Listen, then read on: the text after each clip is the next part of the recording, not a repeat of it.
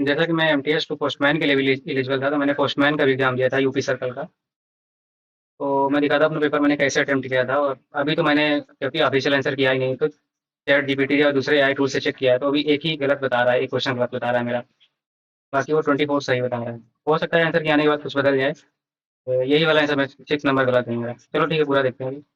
मैंने कैसे अटेम्प्ट किया और किस लॉजिक से अटेम्प्ट किया, क्योंकि बहुत सारे क्वेश्चन ऐसे थे ना जो डायरेक्ट पीवाईक्यू से नहीं आए, जिसमें ना लॉजिकल रीजनिंग या खुद से सोच के लगाने थे। तो पहला क्वेश्चन था, अब यही है कि ये क्वेश्चन मैंने कहीं पढ़ा नहीं पहले, लेकिन अब इसको मैंने कैसे अटेम्प्ट किया। डाकिया के लिए विभिन्न सॉफ्टवेयर मॉड्यूल में डाक उसका डेटा दर्ज करने हेतु आवंटित दैनिक डेटा एंट्री समय क्या निर्धारित किया गया है। अब देखो, इसमें सबसे बड़ी बात यह होती है ना कि अगर पेपर में कोई ऑप्शन है ना, उसको बहुत ज़्यादा, अगर एग्जामिनर बहुत ज़्यादा उसको ना एक्सप्लेन कर रहा है, तो मोस्टली आंसर वही होता है। मुझे किसी इस क्वेश्चन मुझे कुछ नहीं पता था कि मतलब क्या है क्या नहीं है, लेकिन इसको ज़्यादा एक्सप्लेन किया, इस वजह से मैंने सी मार दिया। और अभी जब चेक कर रहा हूँ तो ये सही भी है। इसमें देखो मैंने गोला लगा रखा है, जो क्वेश्चन मेरा डाउटफुल था उसमें पहले ही गोला लगा रखा था। तो ये क्वेश्चन मेरा डाउटफुल था, लेकिन फिर भी मैंने इस पे गेस वर्क करते हुए सी मार दिया। The application of the window delivery is address to. अब ये क्वेश्चन जो है ना, ये क्वेश्चन को मुझे पता था कि पोस्ट मास्टर को अगर विंडो डिलीवरी लेनी है तो तुमको किसको एप्लीकेशन लिखोगे यार, डिविजनल हेड के पास लिखोगे। डीपीएस को एप्लीकेशन लिखोगे कि तुमको विंडो डिलीवरी लेनी है, तो फिर सीपीएमजी को एप्लीकेशन लिखोगे नहीं विंडो डिलीवरी के लिए केवल। ऑब्वियस सी बात है यार, पोस्ट मास्टर को ही लिखो। Following orders are issued by superintendent RMS prescribing changing in sorting list. अब ये क्वेश्चन है, ये तो बहुत बार पूछा गया पीवाईक्यू यार, इसमें क्या ही बोलना है, इसमें ये ऑर्डर होता है, सबको बताएगा। 4 number, which specific type of deliver article is no receive taken. कौन सा आर्टिकल है जो डिलीवर किया जाता है उसकी रसीद नहीं ली जाती। इन शॉर्ट लेटर बांट दोगे उसकी रसीद नहीं लोगे, ऐसा हो ही नहीं सकता। रजिस्टर्ड रजिस्टर्ड पार्सल बांट दोगे क्या उसकी रसीद नहीं लोगे, लेना ही पड़ेगी। अब तीसरा है अनरजिस्टर्ड, कोई भी यार अनरजिस्टर्ड में क्यों भी तुमको रसीद लेनी है, क्यों इसके साइन कराने हैं, तो इसमें से ये हो जाएगा। तो कुछ सोचना समझना है ही नहीं, पढ़े हो या ना पढ़े हो। क्वेश्चन नंबर 5 है, what action must a postman take if addressed VP article refuse to pay the recovery amount of charge due immediately on demand।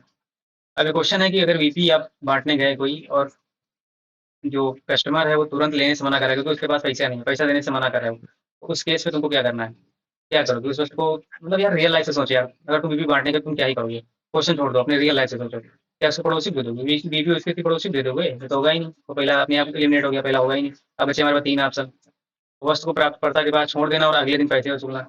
अब क्या पोस्टमैन यही करता फिरेगा कि सामान दे उसके बाद वसूली करता फिरे, इंसान दे पैसे ना दे, क्या यही करता फिरेगा। तो यही लॉजिक लगा, क्योंकि मुझे भी ना एकदम करेक्ट आंसर इसका नहीं पता था कि मैंने पढ़ के रखा था, लेकिन लॉजिक के हिसाब से मैंने इसको एलिमिनेट कर दिया। अब इसमें डी भी देखो क्या करेगा, साइन प्रॉमिस नोट लेने के बाद वस्तु वितरित करना। अब मुझे डी से ज़्यादा सी सही लगा, इस वजह से मैंने सी लगा दी, क्योंकि मैंने कहीं पढ़ रखा था कि जो कोई भी चीज़ होती है जब तक पेमेंट नहीं होता, कोई भी चीज़ डिलीवर्ड नहीं होती, पेमेंट होने के बाद भी डिलीवर होती है। अगर तुम्हारे 5 रुपये भी बकाए हैं ना, अगर पोस्ट में कोई बांटने गया तो वो भी तुमको देने ही पड़ेंगे, तभी डिलीवर होती है। तो इस वजह से मैंने सी मार दिया। अभी एआई को बता रहा है सी सही है, लेकिन देखते हैं ऑफिशियल आंसर में क्या होता है। अब ये क्वेश्चन एआई भी बता रहा है कि मेरा गलत है, और हाँ गलत भी है, क्योंकि 18 महीने होता है आरएमएस और सेक्शन कार्यालय की जो अभिलेखों का संरक्षण अवधि होती है वो 18 महीने होती है। तो मेरा गलत है, मैंने 2 मार दिया इसमें। 7 नंबर है, मेल गार्ड को वैन छोड़ने से पहले क्या करना चाहिए। मेल गार्ड है अपना वैन के अंदर, वैन छोड़ने से पहले उसको क्या करना चाहिए, वैन के फिटिंग लाइसेंस लाइट्स की जांच कर रहा है यार। मेल वैन छोड़ेगा तो फिटिंग की तो जांच करेगा ही, क्योंकि वही मेल के लिए रिस्पॉन्सिबल होता है, तो पहला तो सही है। और दूसरा देखो क्या कह रहा है, स्टाम्प सील पुस्तकें आदि को पोर्टफोलियो में बदलें। यार मेल गार्ड मेल छोड़ रहा है, तो उसको स्टाम्प सील पुस्तकें इससे क्या मतलब है, वो सेट नहीं छोड़ रहा है, वो मेल छोड़ रहा है। पहले मैंने बहुत तो लगा दिया क्योंकि मुझे लगा हाँ ये सही होगा, लेकिन बाद में जब मैंने देखा तो मुझे लगा कि स्टाम्प सील और पुस्तकें अगर मेल छोड़ने के समय उससे क्या ही मतलब। तो फिर इसको मैंने कैंसिल करके केवल ए लगाया। अब ऑफिशियल आंसर की क्या होगी वो देखने वाली बात, देखा जाएगा। 8 नंबर क्वेश्चन है, किसी इंश्योर्ड आर्टिकल को बांटना है। इंश्योर्ड आर्टिकल कितना हो सकता है, मतलब कितने अमाउंट हो सकता है जो जो कि एक पोस्टमैन बांट सकता है। अभी तो ये तो मैंने पूरा बिना पढ़े नहीं हो सकता, क्योंकि ये सीधा सीधा ना पोस्टल गाइड से क्वेश्चन है। अगर ये आपने पढ़ रखा है तो पीवाईक्यू बहुत बार पूछा गया है, पीवाईक्यू ही है, अगर पीवाईक्यू भी कर रखा होगा तुमने तो तुमको ये पता होगा कि 500 से अधिक कोई भी अगर इंश्योर्ड आर्टिकल है तो उसकी विंडो डिलीवरी ही होगी, उसको पोस्टमैन नहीं बांटेगा। ये पोस्टल गाइड के अनुसार है। तो पीवाईक्यू अगर पीवाईक्यू किया होता तो ये पता होता। 9 नंबर, अब ये तो बहुत बार पीवाईक्यू भी इतनी बार पूछा गया क्वेश्चन यार, लेटर बॉक्स की इलेक्ट्रॉनिक क्लियरेंस के लिए किस टाइप का यूज होता है। मुझे नहीं लगता कि किसी का भी गलत होगा, बहुत बार पूछा गया नंद साहब। क्वेश्चन नंबर 10, एक पंजीकरण सफलतापूर्वक वितरित की जाती है, प्राप्तकर्ता द्वारा खोल दी जाती है, फिर एक नए पते पर पुनः पोस्ट करने के लिए वापस आ जाती है, तो इसके साथ कैसा व्यवहार किया जाता है। अब जब कोई चीज़ खुल चुकी है तो उसको दोबारा अगर कोई लेके आ रहा है तो उस पोस्ट पे तो नहीं जाएगी, क्योंकि और उससे दोबारा पैसा लिया जाएगा, क्योंकि वो एक नई वस्तु की तरह ट्रीट की जाएगी। जो तुमने पहले चार्ज दे रखा था, उसी चार्ज पे दोबारा थोड़ी ना कहीं चली जाएगी। तो उसका और उसके बाद भी अगर तुमको ये ना भी पता होता, अगर तुमको ये पता होता एलिमिनेशन ट्रिक, इसमें देखो सबसे ज़्यादा किस ऑप्शन को एक्सप्लेन कर रहा है, डी ऑप्शन को। बाकी देखो कितने छोटे-छोटे ऑप्शन हैं, डी ऑप्शन एलिमिनेट करता है, सबसे बड़ा है, उसको एक्सप्लेन करके रखा है। तो आंसर यही है, बस। वैसे पता था मुझे कि क्या होता है, मैंने पढ़ रखा था। और ये भी क्वेश्चन बहुत बार रिपीट हुआ, अभी भी दोस्तों, पीसीओडी मनी सामान्य कुल कितना होता है जो विवरण के लिए किसी बार एक डाकिया को सौंपा जा सकता है, 40,000 होता है, एबीपीएम तो 15,000 होता है। तो ये तो रटने वाली चीज़ें, पढ़ने वाली चीज़ें, पढ़ा हुआ तो पता होता है, ऐसे इसमें कोई लॉजिक लिखने वाली बात नहीं होगा, नहीं लॉजिक से। अगला क्वेश्चन, ये देखो मेरा कंफ्यूजन था क्योंकि मैंने इसमें मार्क कर रखा है। किसी ऐसे गाँव में जहाँ कोई साक्षर गवाह उपलब्ध न हो, ₹5 उससे अधिक, ये देखो ₹5 जो है ना, इतना कम अमाउंट है, लेकिन ये ना पोस्टल गाइड के अनुसार है। मनी ऑर्डर के भुगतान के दौरान किसी अनपढ़ करदाता के अंगूठे के निशान को कैसे सत्यापित किया जाना चाहिए? अब कैसे सत्यापित करोगे? ये तो रियल लाइफ में सोच के देखो, शायद आंसर मिल जाए। किसी भी गुजरने वाले व्यक्ति के हस्ताक्षर लेकर, जब तुम किसी का मनी ऑर्डर देने गए और कोई वहाँ से गुजर रहा है, उसके साइन ले लोगे? ऐसा कैसे चलेगा? तो पहला तो ऐसे एलिमिनेट हो जाएगा, पहला तो होगा ही नहीं। और दूसरा दूसरा बाद में देखेंगे जी। ई मनी ऑर्डर को बिना भुगतान करे कार्यालय में वापस सकते हैं, हाँ, ये भी हो भी सकता है, सही भी हो सकता है। डी नंबर, बिना सत्यापन के अनपढ़ परिवार के किसी सदस्य के अंगूठे का निशान लेकर, बिना सत्यापन के, तो बिना सत्यापन के ये थोड़ा और नहीं लग रहा है? तो ये भी एलिमिनेट होगा, ये भी नहीं होगा। अब इन दोनों में से कोई आंसर हो सकता है। मैंने कहीं पढ़ रखा था कि मतलब जो होता है, अगर तुम मनी ऑर्डर बाँट रहे हो, तो जो पोस्टमैन होता है ना, वो मुखिया के साइन लेता है। तो इस वजह से मैंने बी लगा दिया था। सही क्या है वो आंसर भी बताएगी। एक डाक गाड़ी में ड्यूटी पर तैनात कोई कर्मचारी गंभीर बीमारी से ग्रसित हो जाए, तो डाक रक्षक को क्या करना चाहिए? सेक्शन को रोकने के लिए ब्रेक फेंक देना चाहिए। बहुत ही बड़ी बात होगी, सीधा ट्रेन रोक देना। दूसरी बात है, इस तथ्य को बिना विलंब के ट्रेन के रक्षक और अधीक्षक को सूचना देनी चाहिए। ये थोड़ा लॉजिकल नहीं लग रहा है कि मतलब कोई तुमको समस्या है तो सीधा चेन खींच दोगे, वो लॉजिकल नहीं ना होता है। तुम पहले जाके जो ट्रेन का गार्ड है उससे बात करोगे और सुपरिटेंडेंट से बात करोगे, फिर उसका सॉल्यूशन निकलेगा। जो रेल गार्ड होगा वो ट्रेन रोकने की स्थिति में होगी तो रोकेगा। तो इसी सोच के मैंने भी लगा दिया, क्योंकि ये क्वेश्चन कहीं पीवाईक्यू में या फिर कहीं इतनी जल्दी मिलेगा नहीं तुमको। ये क्वेश्चन ना लॉजिकल भी था। अब अधिकारी के साथ सेक्शन से उतर कर निकटतम डॉक्टर के पास जाना चाहिए। अब इन सबको ऑप्शन को पढ़ोगे ना, तो मुझे सबसे बी सही लगा, और बी मैंने अगला क्वेश्चन, क्वेश्चन नंबर 14। इसमें भी मुझे बिल्कुल भी आइडिया नहीं था, मतलब पता ही नहीं था बिल्कुल कभी कि ये इसका आंसर क्या है, कभी पढ़ा भी नहीं था। तो अब इसको सॉल्व तो करना ही था, क्योंकि नेगेटिव मार्किंग तो थी नहीं। तो मैंने क्या किया कि सारे ऑप्शन देखे और उसके बाद उसमें कुछ लॉजिकल खोजने की कोशिश की। अब इसमें से देखो तुम, जनवरी, जनवरी के बाद अप्रैल, अप्रैल के बाद जुलाई, जुलाई के बाद अक्टूबर, इन सबके बीच में 3-3 महीने का गैप है। और 3 महीने का गैप इधर भी है, लेकिन इधर अगर तुम जाके देखोगे दिसंबर, दिसंबर में अगर तुम क्वेश्चन, पहले तो क्वेश्चन ये है कि अगर तुम किसी का पेंशन की पेंशन देने जाते हो कि पेंशन भोगी की, तो तुमको ये सत्यापित करना होता है कि वो जीवित है कि नहीं, उसके लिए साइन कराने होते हैं इन्हीं दो निवासियों के। तो अब तुम ये सोचो कि यार पेंशन भोगी के साइन अगर दिसंबर में होंगे, साल के एंड में क्यों ही होंगे? तो मैं सोचा कि यार साल के एंड में क्यों होते हैं? अगर जनवरी में होते होंगे, फिर अप्रैल में होते होंगे, फिर जुलाई में होते होंगे, फिर अक्टूबर में होते, 3-3 महीने में वेरीफाई किया जाता होगा कि वो जीवित है कि नहीं।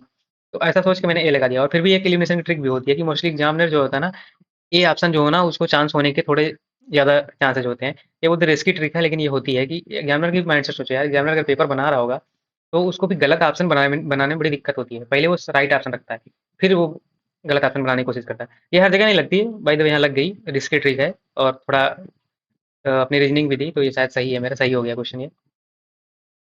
Question number 15। Which class of male is granted completely free air transmission?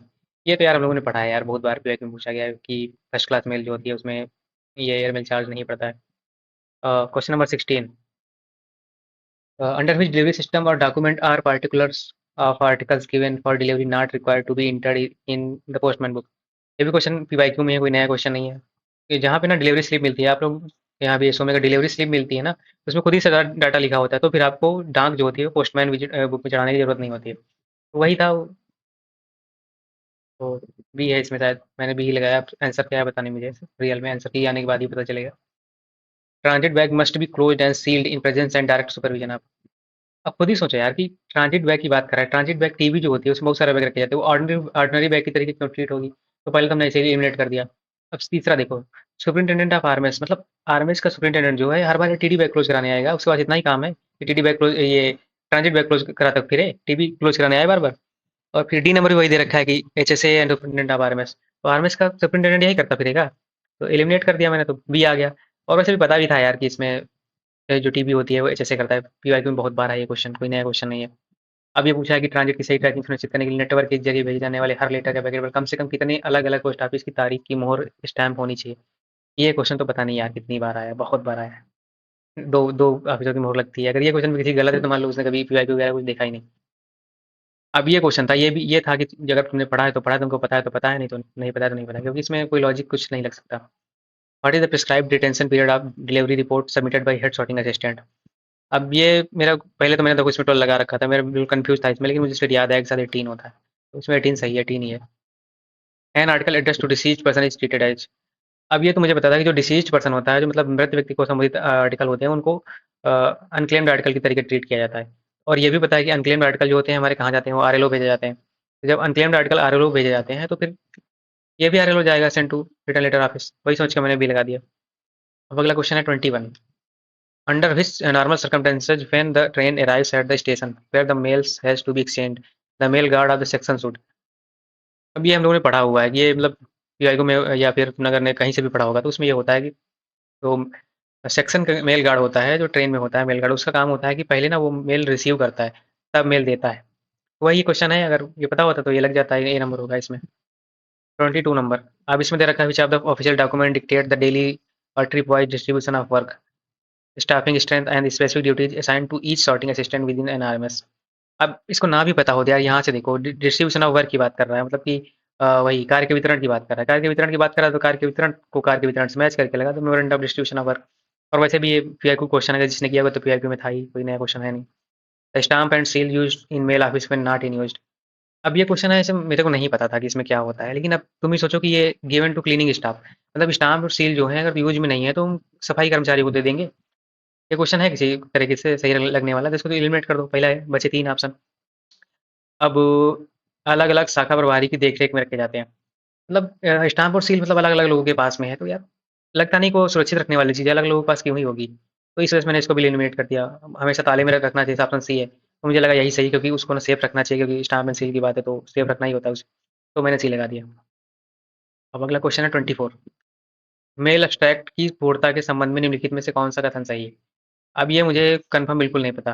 लेकिन एक तो ये होता है कि अगर ऑल ऑफ द अबव या बोथ दिया है तो मोस्ट ऑफ द केसेज़ में वो सही होता है। एक तो ये तरीका है कि डी के साथ जाने का। और तीसरा दूसरा बात ये भी है कि अगर तुम सारे ऑप्शन पढ़ोगे एबीसी, तो मुझे ऐसा कोई कुछ और नहीं लग रहा कि मतलब कि गलत भी हो सकता है। हो सकता है गलत भी हो, लेकिन मैंने डी लगाया है। सही है गलत हो तो आंसर के आने के बाद ही पता चलेगा। अब अगला क्वेश्चन है 25 number. An applicant wishing to obtain a licence for using a postal franking machine must apply to his administrative authority. अब यार तुमको फ्रैंकिंग मशीन का लाइसेंस लेना है। यार फ्रैंकिंग मशीन इतना पूछा जाता है, इतनी बार पढ़ा है हम लोगों ने। फ्रैंकिंग मशीन के लिए क्या होता है? अगर कोई इंडिविजुअल या कोई मतलब पर्सनल यूज़ के लिए तुमको लेना है फ्रैंकिंग मशीन, तो उसके लिए क्या होता है? तुम एसपी के पास अप्लाई करोगे, इसके पास हेड ऑफ पोस्टल डिवीजन। और ये अगर सरकारी विभाग को लेना होता है तो पीएमजी देता है। तो बहुत बार पढ़ा है यार, मतलब रिपीटेड क्वेश्चन है, बहुत बार रिपीटेड क्वेश्चन है, तो लगभग लोगों का सही होगा। तो ये मैंने इसे अटेम्प्ट किया है 25 क्वेश्चन। अब इसमें कुछ नॉलेज है, कुछ गेस वर्क है और कुछ एलिमिनेशन ट्रिक ट्रिक है। एआई से देखने पे तो 24 सही दिखा रहा है, लेकिन एआई का क्या है ना, एआई पोस्टल गाइड का आंसर जो है सही नहीं दे पाता है। तो मुझे नहीं लगता कि सारे जो एआई बता रहा है सही होंगे। 24 सही बता रहा है एआई, केवल एक ही गलत बता रहा है। अभी ऑफिशियल आंसर के आने दो, फिर देखते हैं कितने सही होते हैं। ठीक है।